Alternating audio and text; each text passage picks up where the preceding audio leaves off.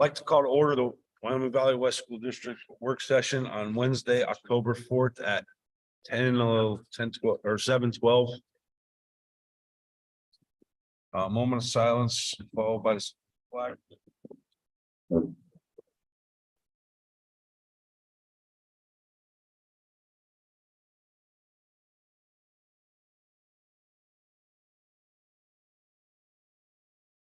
Pledge allegiance to the flag of the United States of America and to the republic which stands one nation under God, indivisible, with liberty and justice for all.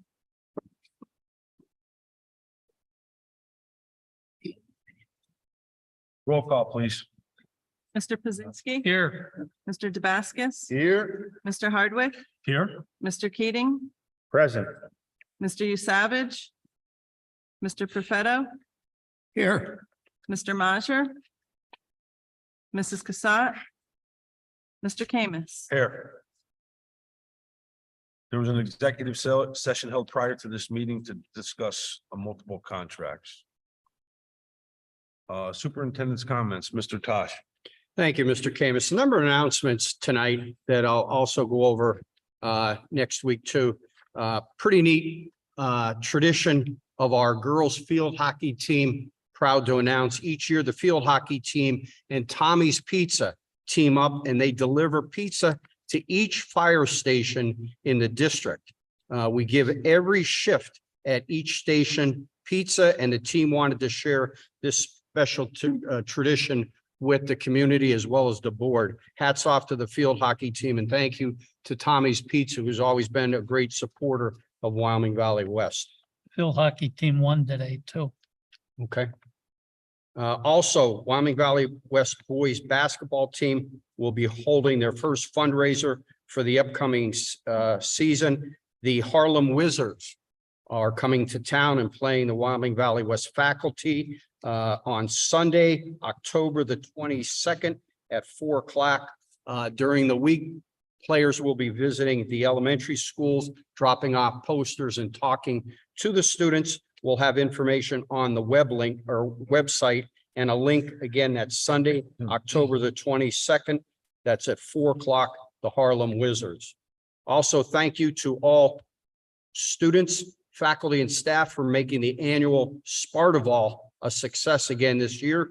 Students had a great time playing games such as Plinko, bungee run, and soccer darts. Students even got to dunk members of the faculty in the dunk tank. For highlights of Spartaval, check out the story on the WNEP website. Thank you to the PBIS team and the senior class officer for organizing this great event. Staying along with high school news, the high school juniors and seniors attended an information session with King's College as part of our new Aspiring Educators Teaching Program.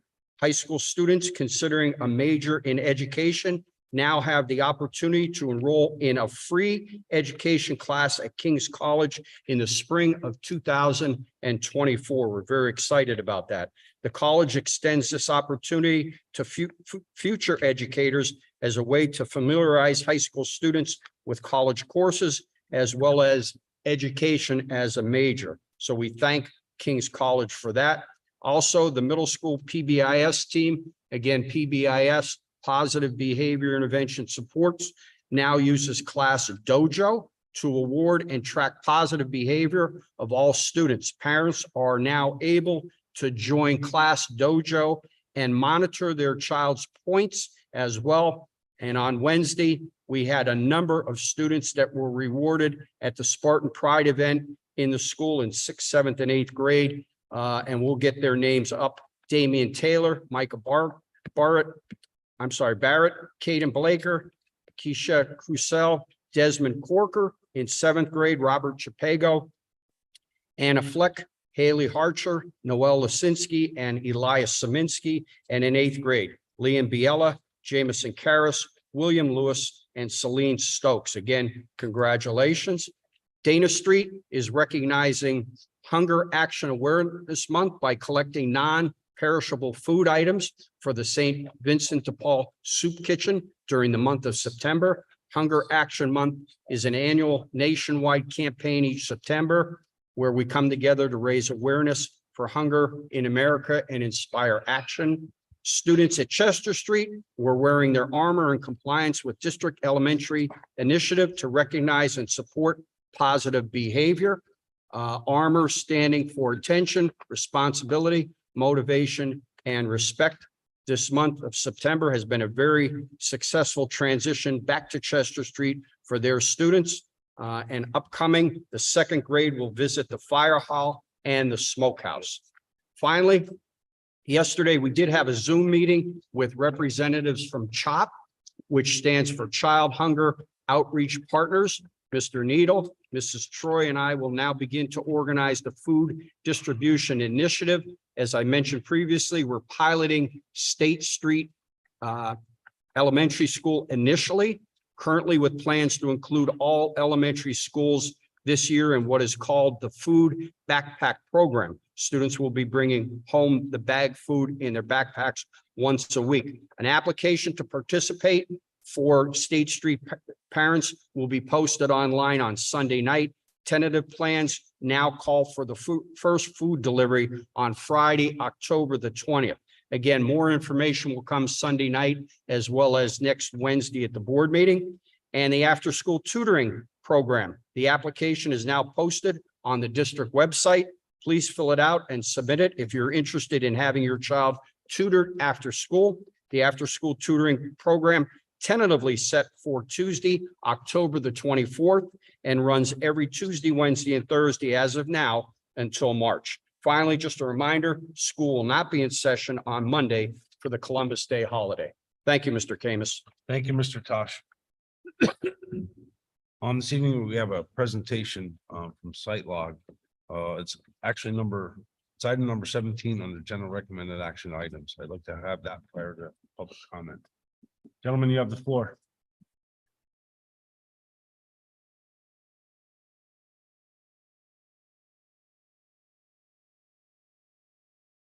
Good evening. My name is Andrew Zwally. I'm with SiteLogic.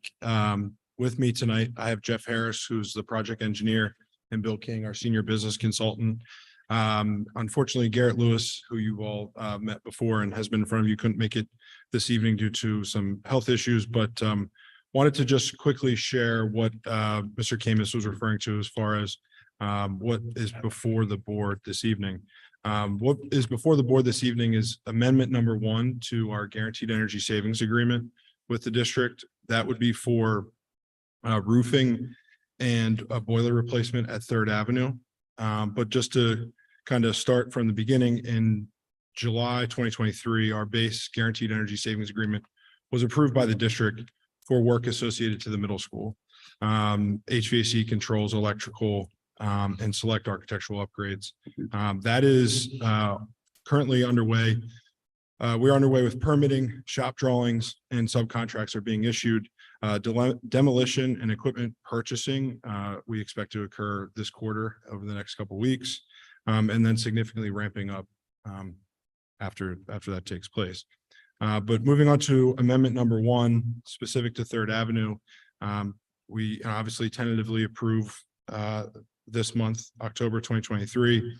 As far as the work associated with this amendment to the contract, as far as the roof is concerned, we would be removing to deck and replacing damaged sections, a completely new rubber roof system equipped with drains and other associated improvements.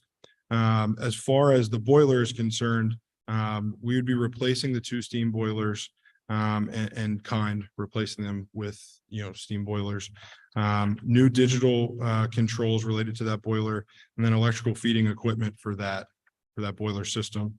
If there's specific questions around that, Mr. Harris can speak to that. But again, this is a continuation of what was under design and the intent behind your ESSERS projects. This is a follow-up to that. And so we would be prepared to begin the roofing work as early as this fall, if the weather can cooperate, but almost certainly into the spring, obviously weather depending. Boiler equipment, that is a longer lead time item, so that would take us into next year. But that is a brief update. I'm happy to entertain questions beyond that. How long do you think it would take to actually get the boilers in place? I was gonna say 30 weeks. Because we're getting the heating season, we probably before this, so we would have here for April 15th of 2024. Start getting it all, try to get it done. Okay, so we're still going through with temporary boilers for this heating season. Yes. Yeah, 3 times as long to beat that. If we do whatever we do. Okay. You're hopeful that you can definitely, well, maybe get that started here this year yet? The roof work? Yes. Yes. Okay. Yeah, we're optimistic that we can begin that weather depending this year. We do have a legal obligation or requirement, I believe, to advertise this for 10 days. Is that correct? Yes, and I believe that went out last weekend. This past weekend. Okay. So potentially, basically in front of this board is, it's a cost not to exceed $2 million on Third Ave, and on top of our ESSERs. Does anybody else have any questions on that? How is this intertwined or impacted with the insurance claim? So there's been a conversation between myself, Mr. Zwally, and Mr. Wendelowski that he's gonna look at that to make sure that we are following all the state guidelines on the procurement process. Make sure all our i's are dotted, our t's are crossed, and basically, Bill, what's gonna happen is SiteLog will separate that, and that'll be billed to our public adjuster. And then our legal team will have to, get together with our public adjuster and go after the water company for that. So the extended time with the I don't know, if temporary boiler, but the temporary boiler, that's basically being paid for through the insurance claim. To a cost, I believe, roughly of $10,000 a month. Mr. Whittiak, do you know that for? I don't recall, I'm sorry. Yeah. Right. It's like, so it's $10,700 a month that the water company's paying for that boiler. We get it in place, the new one's in place. And so that will stay in place until April or whenever the heating season kind of lulls down. Okay. Yeah, and as Mr. Kama said, we're looking and we'll take direction from your solicitor on what is required from us to help provide documentation as relates to that process. At some point, Rick, we're gonna get money sidebar. That's negotiated between the public adjuster, but that's totally separate from what we're looking at here. I guess that's what I was asking, kind of. Right. So, Right, so, what Bill wanted to clarify for everyone was that, the boiler, there's still a pending insurance claim to be settled on that boiler. But in order to make the school operational for the winter, this is essential.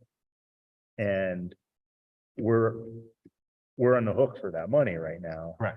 At some point, it's going to be netted, some or all will be netted out by insurance proceeds, but correct, we don't know what that number is going to be now.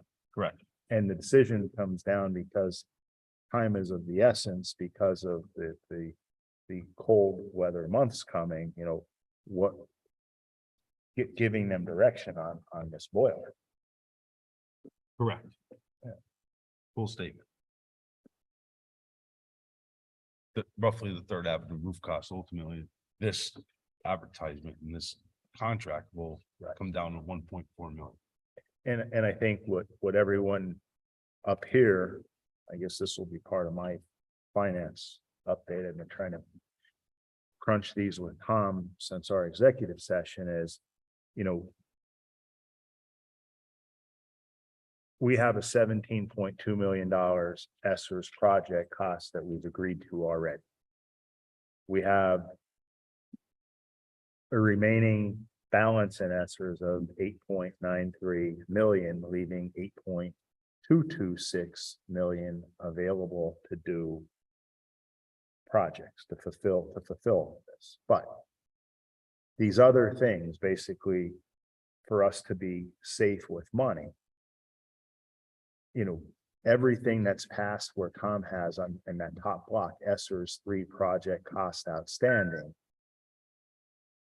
you're getting into borrowing territory right there to fund these. Yes, I think that's what the board needs to understand, is that after the Esser's project is paid for, between, you know, what remains and what we have,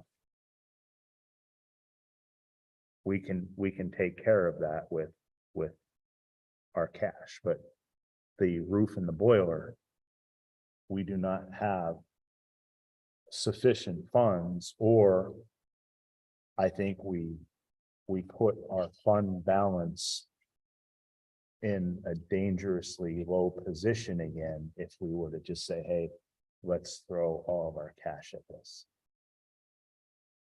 I agree.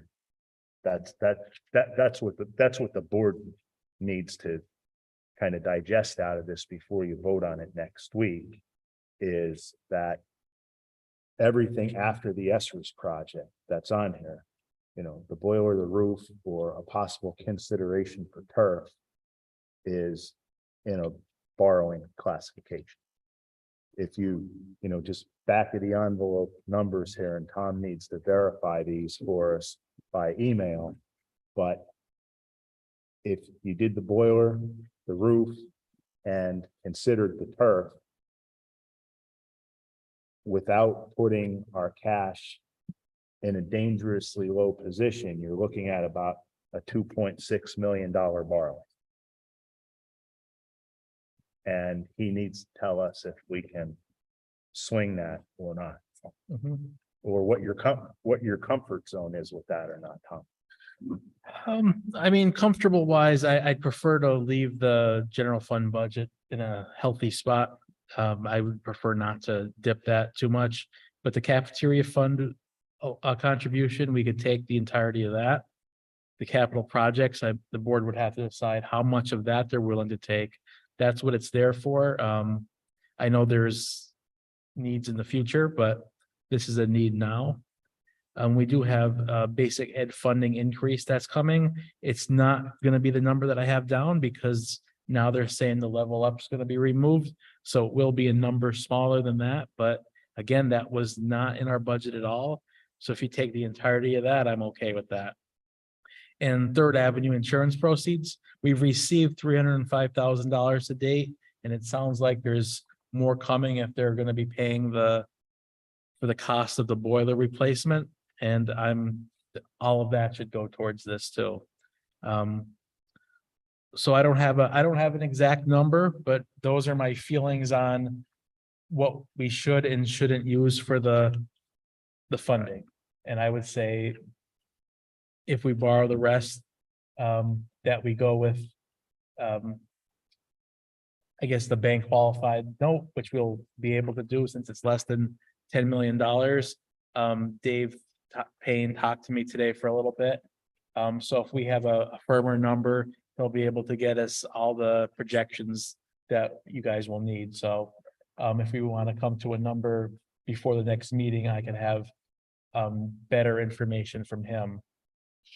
So Mr. Keating, if I may. Yep. Mr. Whitting, I'm actually gonna ask you to tell us what your comfort zone is and, you know, give us to this board All right.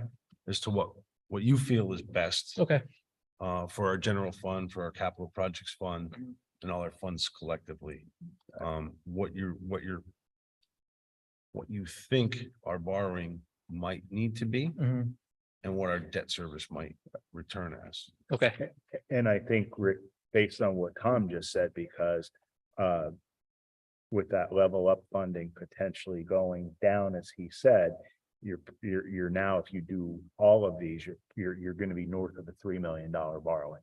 That's And that's leaving 2.5 million your fund balance, and you know, somewhere around $1.5 million net of the state proceeds left over. So this spreadsheet from the non-qualified bank, that was 10,000,008 that you drafted? That was the maximum amount of the project if the board chose to borrow the entirety. And the budgetary impact of 557,875. Is that something that this board can even remotely entertain? Worst case scenario. That would be added to our existing debt, which is on the long piece of paper.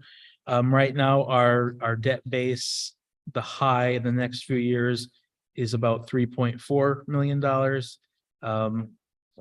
So we would be adding at maximum 557,000. But like Mr. Keating said, if we're only borrowing half or less than half, it's gonna be more in the, $250 range per year, $300,000 range per year. So, I think that's something we could take on, that number. But ultimately, I don't want to wipe out the balances in all our accounts either. Okay. Well, if you can get that report to this board for next week, so we could approve it. Okay, As far as that contract. That'll be on our agenda for next week. I don't think we have any more problems with it, so does anybody else have any questions for Sightlock? I'm just gonna add in, since it kind of tied in with Esser's, you all are very comfortable with the deadlines. I should say, the billings. So things, Absolutely. we maintain our full funding through Esser's. Yeah, and that's why I mentioned as far as the middle school is concerned, we plan to, when we get through the permitting and shop drawing and subcontract issuance, we're gonna start moving in pretty rapid fashion so that we can meet those deadlines. Okay, thank you.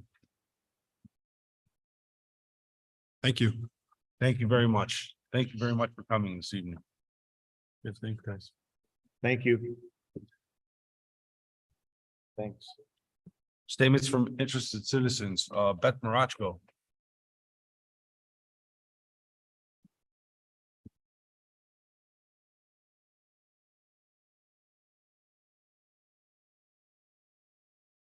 Good evening, Beth Marachko from Kingston. I'm just going over some of the policies, so I had some simple questions, more about terminology versus anything wrong with it. On the code code Excuse me, would you pull your down? normally I'm too loud. Is that better? Okay. On code 002, on the authority, local boards, procedures. There's a section at the end of the first paragraph. It's talking about the Pennsylvania Constitution and the applicable federal and state laws and regulations. I'm just a little concerned about the word regulations. Whose regulations are we going to be following? The school board, the teachers union? Whose regulations is referred to in that statement? Ms. Marachko, I'm happy, I can give you this and then you can look it up and give me the answer next week. that would be fine. Okay. I'm really having a hard time hearing you on that microphone. That's unusual. Usually I'm too loud for you. Yeah, I can't really. Wow, it's gonna snow now. Can you hear me now? Is that better? There's like feedback or clarity. It's Oh. not Clarity is loudness. What's the Closer? policy number you're referring to? Okay, the first one is, it's not a policy, it's a code 002. Is it under one of the proposed policies? that Yes, we're- it is. Which one is that? Section 00, local board procedures. I'll give you the paperwork and you can look it up. And I have circled what I want to ask you about that. So you can answer that to me next week. Oh, it's under the authority section. Uh-huh. The first Yes, one. sir. It's just a general That's comment. just saying federal and state laws and regulations. So there's federal and state regulations at play and then also federal and state laws. It's just I synonymous. just want to, clarify that it's no outside organization like the CDC, the school. No, just. We're limited to the government powers. Federal and state. Okay, so then when we go into the section 00 local board procedures again, code 006.1 new policy. When I printed up, it didn't come with a page number on it. I apologize. But under that, it reads emergency conditions at the bottom. In the event the county, state, or federal public health authorities and the governor or any similar authority with appropriate jurisdiction declares an emergency condition. Now, I want to be able to clarify on this, that under these emergency conditions, under the last pandemic where we were shut down, Governor Wolf, Rachel Levine, all of them were found guilty of going outside their scope of powers. According to this, you're giving them the powers back to shut us down, whether our district's affected or not. So if they did a whole statewide, whether we're affected by any pandemic, you gave them the authority to shut us down. I just want you to rethink that one before you go too much further. But that's not what I wanted to talk about tonight. I was looking through the new ones, and you have the Big Brothers and Big Sister program going on in your paperwork. I wanted to, in the Big Brother, Big Sister section 1.5, it's called evaluation. And it says the school will provide student ID numbers, grades, attendance, excused and unexcused absence, and disciplinary reports to each child matched to their mentor. Now, my question was, in the Big Sister, Big Brother, Sister, the mentors, are they certified that they should be getting this type of information? I understand they need to know the child that they're going to be working with, but is this a mentor? Is this information important to give out a student's ID and things like that? Mr. Tosh, could you answer that? I can't make out anything. She's asking for the Big Sisters program if they're certified, if the mentors. Is there are something certified. wrong with this? Because normally they can hear me. But it's just, I think it's the clarity of the microphone. My suggestion is don't use the microphone and try Okay. that. Is this better? Yes. Yes. Okay, I'll get away from that. Okay, with the Big Brothers Big Sister program, they're asking for the school to provide the students' ID numbers, grades, attendance. Why are we giving that personal information to a mentor in Big Brothers? Yeah, I would have to look into it for you. Okay, but it's in this contract that you're going to be signing Okay. or whatever you're going to be doing. Then when I go down into, it's page 42 on my laptop, and that's with the Children Service Center. Let me see if I can find what I'm looking for. It's talking about the protection of the pupils' rights, the act, and that states that no student shall be required as any program to submit to a survey, analysis, or evaluation that reveals information concerning mental and or psychological problems without the consent of the parent. So that's in our Children's Service Center, that all these surveys and questionnaires are not to be given to the student without the parent's consent. Now, in our regular school, are our surveys being given to our students with parents' consents now? There's no surveys to my knowledge that are going out. Okay, I just wanted to clarify that. Now, we all understand that the Children's Service Center, they're qualified psychological people, Yes. counselors, they're all certified and Yes. they're professionals in their thing, and they're going to do our children a good thing. So I am asking the board that next week they might consider bringing up the COOS program again, because we've done more research into the COOS program where the counselors that they have are not certified. So I think it would be better for us to send our children that are having mental issues to the Children's Service Centers and get the COOS program out of our district. Scranton School District just turned that COOS program down because the suicide rates in that COOS program are up, not down. We want to prevent that. So I think it would be more prudent for us to keep that service here, not in their local office, but here in our district with our people that are counselors. That's all I have to say tonight. Thank Thank you you. very much, Ms. Marasco. Jackie Degnan, please.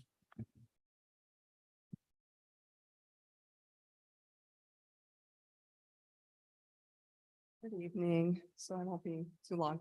I just have two questions. One is, when is the bus contracts up? Do you know when?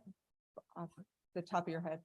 I want to say we just re-upped I the know, van and I con, can't remember when it was. I we feel just like it's redid the two van years. contract over Give it, this give it to summer. So Throw it to Anthony.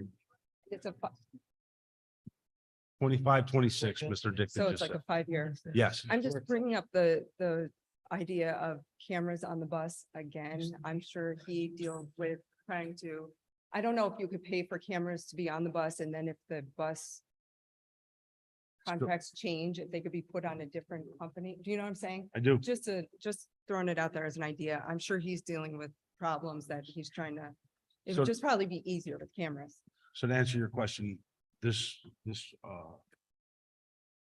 our group negotiated putting cameras on the vans. Mr. Dickon, are the cameras almost installed on all of our vans right now?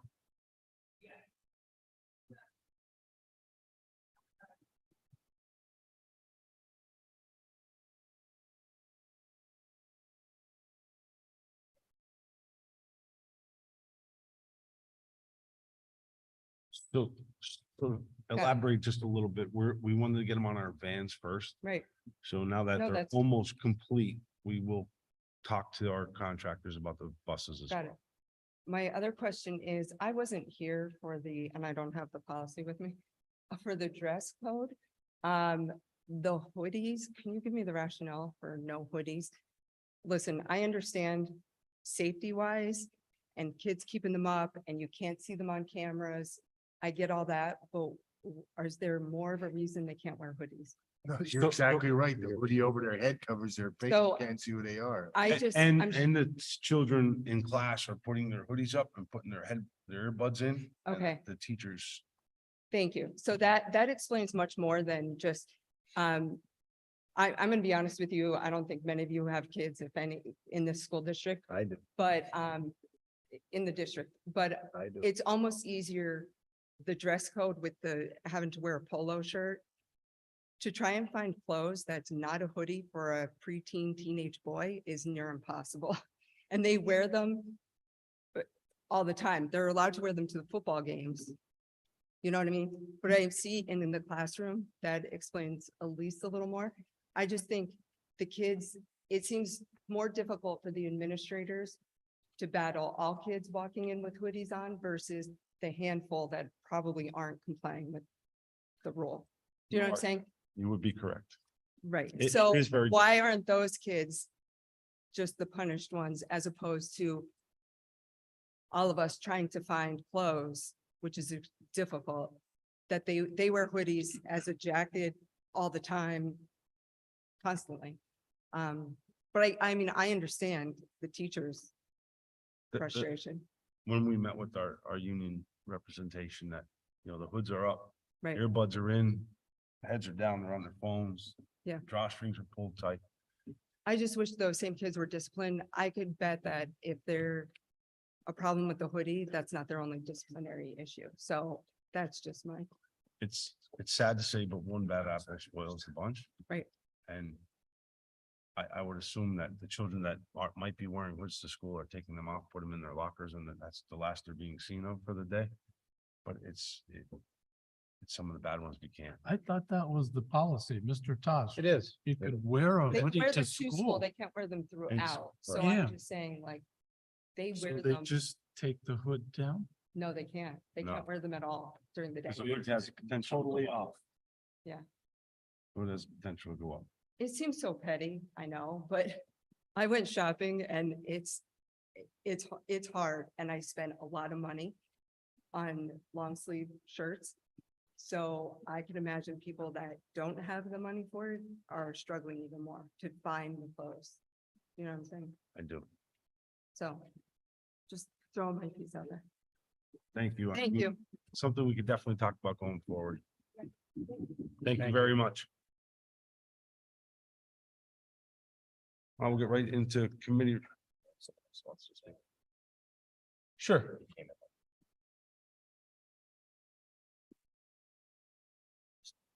Yeah, that's fine. Thank you, guys. I guess just to start off, for the signing in thing, I've been working till 7 o'clock on Wednesday nights, and I would like an opportunity to speak at meetings if possible. So I was wondering if you can have maybe an alternative way for people to sign in if they're not gonna be able to get here at exactly, 5 minutes before the meeting. You're at the podium. No, Dr. I know, I'm just saying. As like- previously stated, this board will give you all the opportunities that you want. Okay, so I guess what's the point of even having the sign in? It keeps order, keeps it, when the auditorium gets filled under controversial issues, it kind of helps us. Okay, but if I get. We here have a little nice bit late- quiet quorum here or decorum here tonight, so it's not a problem. But when the auditorium might potentially get filled on a controversial issue, it helps us keep order. Okay, I appreciate that. I just had two things related to the policies. And the first one was related to the review policy of 006 meetings. And my question is related to the part where it says business raised by residents or taxpayers during the meeting.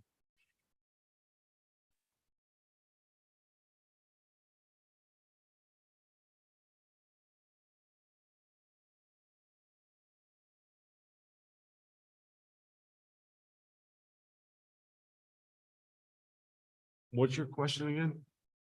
It's just related to the section of the policy where it says business raised by residents or taxpayers during the meeting. Which, So this would be, Which heading? what heading? What's the code on it? this is code 006 and the title is meetings. You have a specific question about it or what? Yeah, I just wanted to see if you guys wanted to bring it up before I. Why don't you throw the question out there? We'll see if we can answer. Yeah, so basically what it says is, like I said, it says business raised by residents or taxpayers during the meeting. It says when a matter of board business is raised by a resident or taxpayer during a meeting. And then it gives two options basically the board can take when those things are raised. It's just my question is related to why it says raised by a resident or taxpayer during a meeting rather than just a citizen. Because I mean, personally, I have a child that goes to the school district. I don't reside in this school district, so I would not fall under a resident or a taxpayer in this specific district. I obviously pay federal, state taxes, I pay school taxes in my district, but I'm just curious why that wording was used instead of just citizen. Because the policy more than likely, I would think, predates the sunshine law.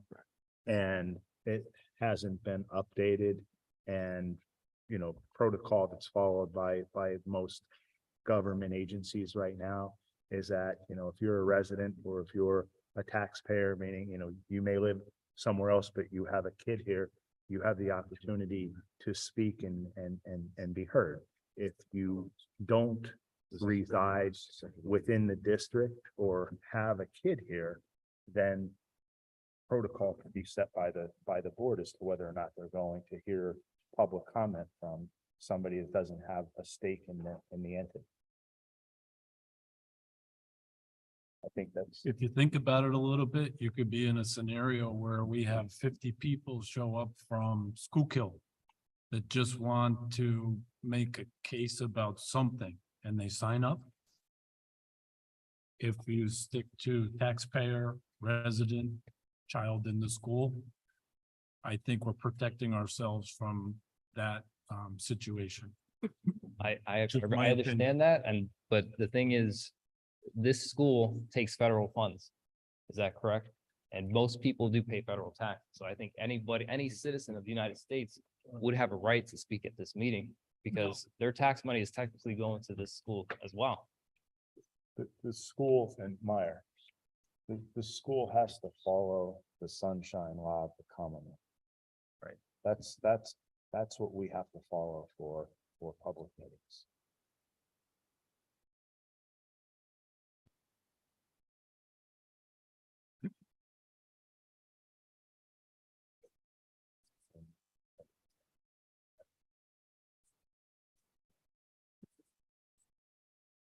we can certainly look into possibly changing the phrasing of that. I believe for a different section in the policies that are here for a second reading, we use the word meeting attendees. Right, So maybe if we add that, and meeting attendees, that would address your concern.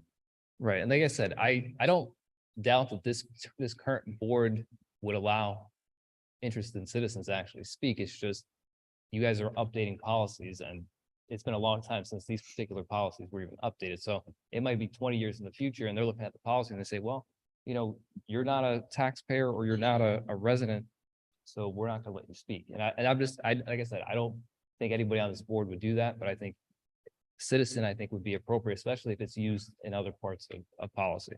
That's my opinion. The other question was just related to another policy, and this was code 005, and you might not even need to bring this up. But this is the title of these policies is organization.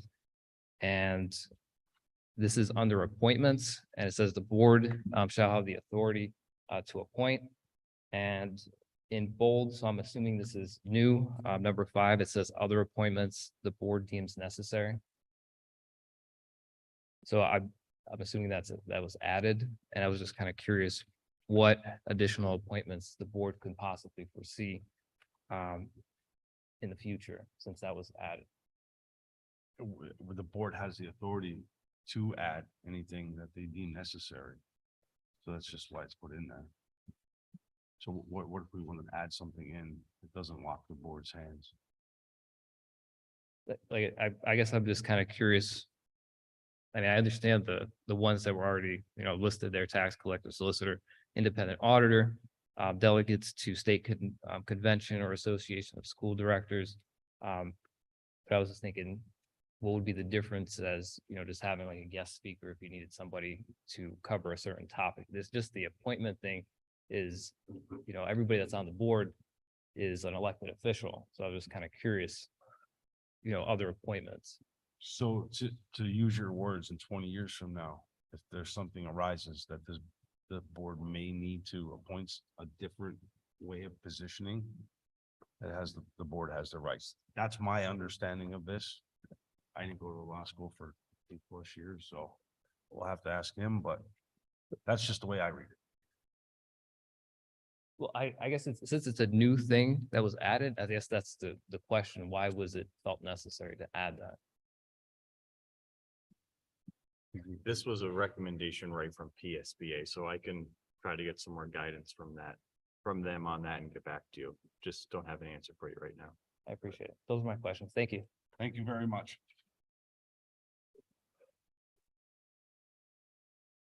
Moving on, Mr. Damascus, anything on athletic committee? No, nothing on athletic or technology right now. Mr. Keating, do you have anything this evening? Yes, the only thing I'd like to comment further on, Mr. Camus, just so, again, everybody's in sync on this is, we have a fund balance of approximately $5 million this year. So, that factored into what we were talking about before, we wouldn't run that fund balance less than 2.5 million. We also have a number that Tom needs to hone in just a little tighter for us, and that's the basic education funding increase. What he has listed here is going to go down, but I think the board is operating pretty much within the purview of if we borrow money, we're not going to let our fund balance drop any lower than 3.5 to 4 million and leave roughly 1.6 to 1.7 in our capital budget. So we have something for these other buildings. I think, again, just a troubling part financially is to put a $1.4 million roof and a $600 boiler system into Third Avenue. I think, just to be clear, we're putting more money into a roof and a boiler probably than what the whole building is worth if we went to sell it. But we're in that position where we don't have anywhere else to operate these classes out of. It's kind of like being backed in the corner. And I think people that's important for people to know. I mean, we're making decisions here where, you know, we need $2 million in essentials, a roof and a boiler are essentials, but the cost of those are more than what that property is worth. And then we also have an item on here for new turf at the stadium, I think, which is desperately needed as well. Anybody that's been to a football game, field hockey game, soccer game, you'll see that stadium is long beyond its useful life. So, you know, you have here $2.6 million in capital improvements above and beyond your ESSER's projects. But the goal here is to, you know, leave at least 3.5 to 4 million, and Tom needs to validate that for us in our fund balance. And again, to tell us that, you know, in writing that $250,000 to $300,000 in debt service is doable, because I don't think we want to piecemeal these things. We want to get them done. They're needed, but that's the situation that we're in. Paul, can I ask a question? The capital projects balance, what, do we have that earmarked for maybe? We do not. There's 3.4 million in here according to Tom's numbers. And, you know, Would the I'm just- work at Third Ave be, could you use that capital Yes. portion for Third Ave? So, Yes. okay. Yeah, they're capital improvements. Yes. But Frank, those dollars are not already allocated toward projects. They're available. Thank you. Mr. Camus, I'm going to ask to be excused now. If Absolutely. you don't mind. Okay. Absolutely. Thanks so much. Thank you very much, Mr. Keating. Have fun, buddy. I will. Mr. Hardwick, do you have anything this evening? I'll just very quickly say the Special Education Committee did meet. We met this Monday. We reviewed a due process case. The case is a little bit unique with what I can get into, but it does present some challenges, I would say, where it involves Wyoming Valley West School District and the West Side CTC. So we look forward to working toward a good remedy where it's fair, equitable, but also set some precedents going forward where these situations where we are the primary LEA and the CTC is providing the education. We should be able to be resolving that, I believe, if not by next week, we'll certainly get that done by our November meeting. As far as the ESSER's report, I gave a detailed report last month. We'll tell you again, ESSER's 2, last month it was 90% completed. We must be around 92% completed a month later. And ESSER's 3, we spoke about earlier with Mr. Keating and with SiteLog. That moves forward. And I believe that's it, unless there's any questions. I don't have anything. Okay. Mr. Guevara, item number 18 under our general recommended action items, the service contract with NRG North. Never seen that before. Could you please explain what's the purpose and why? NRG supports all the software for their with the energy management system in all of our buildings. Prior to this contract that you're looking at right now, we only had NRG J's service panels in State Street Elementary, the Wellness Center in the high school. Now we have panels in all of our buildings now. So the contract we're seeing now is for each and every building that we have. So we're able to 6 times a year they service. As much as I want to answer questions on any of the energy management that I control, through the office or the control timing of any of the HVAC that's together buildings. And State Street Elementary being the largest one, the high school, the Columbus Center, we have less control than some of the smaller buildings, it's only boilers. But we operate and control the day-to-day operation of units in classroom daily through energy controls. We need their support, their software. I need their support if I have any questions on things that are operating properly. So we really need it because they control their software. So, like, the way I'm reading this is we're paying $10,000 and we still have to pay parts and labor. So I'm not certain what we're getting for $10,000.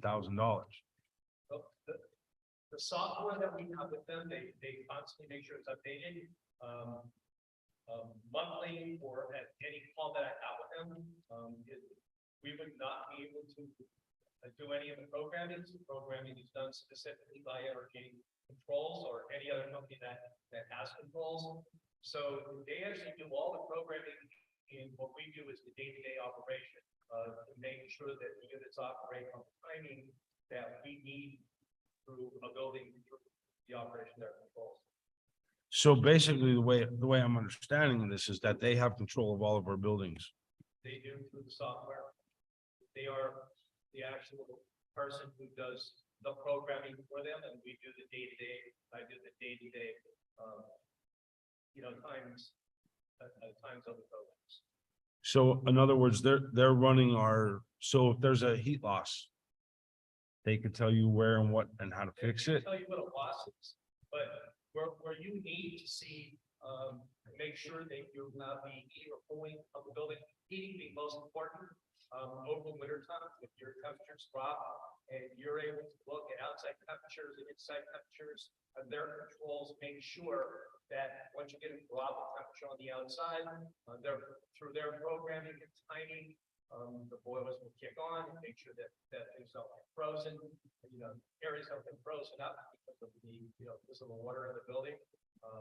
To make sure that we maintain a certain temperature in the building and not to get below that, maybe say 7 degrees in one day, so that when the kids come in, there is need of a large rise in temperature or cooling, heater cooling. Is there an alert when a quadrant of the high school goes down and the heat doesn't work? Yes, there is an alert if it's a boiler or a chiller or room to room, there are. And that alarm goes to you? It goes into the program, which I monitor constantly. You can also monitor these so they alarm you, whether it's by phone or text or in certain ways. But yeah, I watch the program constantly to make sure that the building doesn't go down over a weekend, freeze up, and it will text me. Without having a monitoring system, I can give you an example of something like the Chester Elementary. The only way to keep the building warm and not freeze up is you need to leave it on all weekend because you have no other way to control it. Right now that we have the Jason panel in that building, we can set the temperature. So once it gets below 60, a certain temperature, let's say 60 degrees in the classrooms, which is a standard temperature, and it looks at outside temperature being, let's say 0, it makes sure it looks at outside temperatures to make sure once it starts getting cold, it doesn't fall below the temperature you set. You can monitor that, that typically what would be programmed. Can I follow up with a question? Certainly. I'm along with Mr. Camus here. When I read this, so I'm gonna take the exact phrasing, predictive and preventive maintenance services. To me, there's a dollar value to that where it's on site. Preventive maintenance. We're coming in, we're checking, make sure everything's working properly, making sure software updates are done, all these various things. It's coming across more as it's kind of a retainer. You're gonna pay us this. No, because what they're doing is they're making sure the software is always working the way that you would need it within a building. Like I said, more minor, just a boiler, but you get a building like State Street Elementary, it's room to room. It monitors more than just temperature of the room. It monitors if your filter is starting to run out, different pressures. It looks at things such as if an outside temperature that you know is falling, look on the program and make sure that your temperatures are set during holidays, set holidays, so that they're not on like they would be during the regular classrooms. You can keep the temperatures down because it's not occupied. It does quite a bit. It checks carbon dioxide in rooms, lets you know what it exceeds. There's really a lot to the program. And I apologize. You can't read every single thing that comes across our desk, but Mr. DeBoskis just pointed out the scope of service is 6 predictive preventive maintenance visits per year. So it is on site, provides a little bit of a better background, and I apologize. I know you can't put all the wording into the proposal here, but I'm good. Thank you. Thank you, Mr. Hardwick. Moving on, any questions under general recommended action items? Could I ask? I don't know if it's a stupid question or not, but I'm gonna ask anyway. No. Number 13. And I guess either Mr. Tosh or Mr. Widiak. So the agreement between the district and the Meadows, and then it says this is only in effect if a student from our district is hospitalized at the Meadows. Am I confusing the Meadows? Okay. Yeah, it's separate. Can you explain number 13 a touch? Just for some of us who may not have paid full attention all the time. That would be something Mr. Hardwick, I'd be more comfortable having Mrs. Beretta with special education answer. Again, it's a specialized All right, hospital facility. I got it. Now I know. Thank you. My apologies to the group. No problem. You good, Mr. Hardwick? Anybody else have any questions? Staff recommended action items. Any questions on those? Let's go around the table. Mr. Perfetto, do you have anything this evening? I do not. Mr. Brzezinski? No. Mr. Tosh, do you have Yeah, something? Beth Marachko, just to answer your question, excuse me, regarding Big Brother, Big Sister, Mr. Bond's timing was impeccable here. He gave me the answer. Big Brothers Big Sister is a voluntary program that parents sign in, understanding the information will be released. Parents sign a specific form related to the release of student information, just so you're aware. Thank you to Mr. Bond. Thank you, Mr. Bond. Thank you, Mr. Tosh. Mr. Hardwick, anything else this evening? You know, the only thing I would add is we all received an email from Officer Sinoski. I think it was his incident report. I think it's just important to share with the public the numbers this year for incidents. And I think it was incidents, arrests, whatever is totally tracked. This year, he states we're less than half of the incidents in the middle school than there was last year. So I think it just tells us and hopefully the public that a lot of the actions, a lot of the technologies that we're spending money, but we're also imparting is making a difference in the safety for the kids and for the teaching staff and administration. So I just wanted to say thank you to the SROs, the staff, everybody. Obviously, things are helping the schools to be more safe. Anything else, Mr. Harlan? No, sir. Mr. DeBascos. I'm good. Thank you.